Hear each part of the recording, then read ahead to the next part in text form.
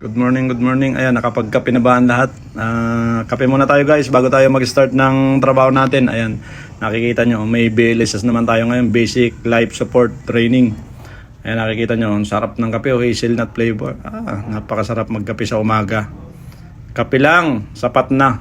Ayan, dirito nga naman yung makukulit na kasama natin. Kasama sila sa BLS training. Yan si Jason at saka si Eugene. Yan mga kusinero natin, mga tisoy, mga chick boy. Ayan, nakikita nyo yan ang breakfast natin ngayon. Chicken lumi. Napakasarap. May kasama siyang puto. Rice puto. Ayan, napakasarap ng puto guys. Nakikita nyo, napakadami. Ayan.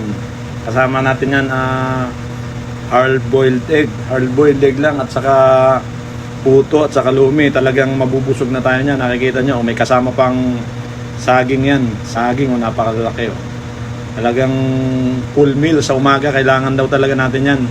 Para talagang sa maghapon natin, sapat ang lakas na natitira sa katawan natin pag nakapag-almusal tayo. Kaya pilitin nating mag-almusal o kaya kumain sa umaga talaga. Kaya nakikita nyo yung itlog. Ayan, nilaga na natin yan. Hard-boiled egg, kumbaga.